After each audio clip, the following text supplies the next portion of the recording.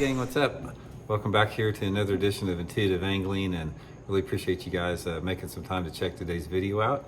And got a really good video for you guys today. We're going to be talking about giant topwater plugs in the fall time of the year, why you want to fish in this time of year or coming up here over the next month, and sort of some situational considerations you have to have before they'll actually work. But man, I can tell you what, when you have a big bass pile on one of these dudes right here, there's nothing like the strike. It's very addictive. So we're going to get into that a little bit.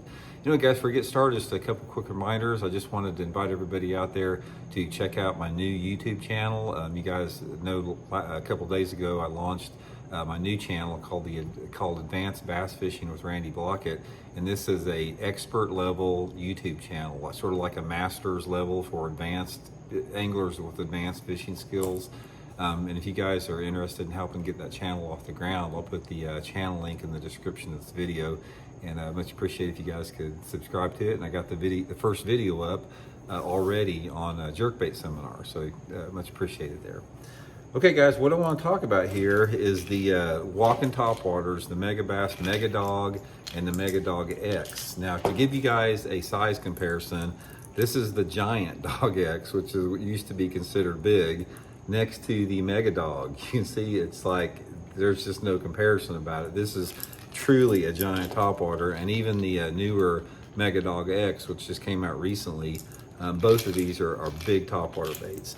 Now, when you look at this thing, you're going to say, how in the world could a bass hit that thing? Guys, bass will hit this thing. They will annihilate this thing.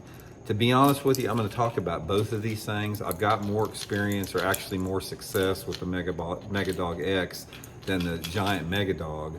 But what happened is I got some of these several years ago when Megabass first came out with them. And I was never really in what I considered the right situation to give it a fair try.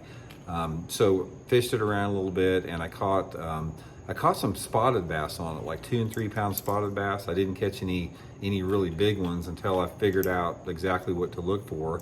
And anyway, when this thing first came out several years ago, I had one of my subscribers send me a note about the big ones that he was catching on this Mega Dog here in Missouri, on all the Missouri lakes. And he said what he would do, almost like glide bait fishing, he'd take it out there, he'd throw it all day long, and every time he took it out there, he'd get hit by anywhere between 2 to 4 to 8 pound bass on the thing. Now, this is like throwing it all day long before he'd get the bites on it. So anyway, I took one day out, guys. I went up to Stockton Lake in Missouri here one day, and I put this thing in my hand all day long and never took it out. I got 3 bites on it all day long. I had 2 good ones, blow it out of the water, and I caught one about maybe 5 3/4 on it. So they will bite this thing, but it's a commitment. It's like fishing a big glide bait when you fish this dude. And also, guys, I'll put the Baitworks link in the description if you guys want to pick one up just to try it out. But anyway, that subscriber I had, it's like he would do this every single time. And he said he had one day where he had 8 blow-ups on it and actually caught 6 of the 8 fish on it. So don't think for a second they won't hit this thing, because a 5 or 6 pound bass will hit a shad this big, a gizzard shad, any day. They'll hit a 10-inch gizzard shad all day long. And the Mega Dog X, which is, probably close to 7-8 inches long, something like that, they gobble up that twice as much. Now, I've had a lot more success. I've done pretty good on this thing in the fall for the last year down at Table Rock Lake. I had one decent day at Bull Shoals Lake on it. And actually, I caught him pretty good the day after the last Bassmaster Open we had on Lake Hartwell on it. Fishing this thing around docks. I stayed down there for an extra day. So obviously it's a smaller bait, so you're going to get more bites. Although it's not small, it's huge. So anyway, let's talk a little bit about what you need to have equipment-wise, conditions, areas, that type of stuff for it to work. First of all, you've got to throw this dude like the Mega Dog on a big rod. I prefer throwing it on my Megabass Alkalies flipping stick. If you try to throw this thing on just even a 7-foot heavy action rod, it's pretty much all it can handle. So I use the flipping stick most of the time, and I don't normally use braided line on topwater lures, but this is one situation where I do use braid. I'll use 40-pound test Seaguar Smackdown with it, because one of the things one of the reasons you want to use braid with the Mega Dog is that it requires a lot more of a downward jerk hard to get it to walk. So when you're throwing it out there, you got to go boom, boom, boom like this to get the thing to slosh hard back and forth like that. And when you're using the braided line makes it much, much easier to get the bait to dart back and forth. So I would highly recommend using at least a 7.5 foot heavy action rod, 30, 40 pound test braided line with this thing to get the best action out of it. Now on the Mega Dog X, a little bit smaller one, you can get by with like a 7 foot medium action rod. I usually use that Mega Bass Perfect pitch. Most of the time with this, I'm using, you know, like 20 pound test monofilament line with it. I don't really like the braid with this one because it doesn't require as much force to get it to dart back and forth with that. But guys, these things, you talk about something when it comes through the water, it causes an unbelievable commotion coming through the water. It'll bring a fish from a long way to hit it. So anyway, the next conditions, it is absolutely the best in the fall. From now until first part of November is when you want to fish these things for whatever reason. It's just the stage and the mood that the bass are in. I can't hardly get a bite any other time of the year except for like now for the next month and a half or so on it.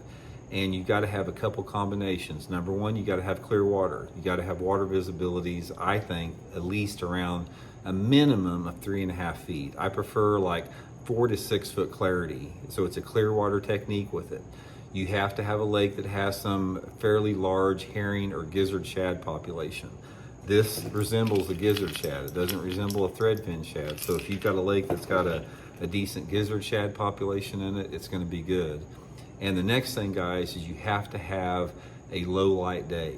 It's like I've got a few strikes on it when the sun's out, but not much.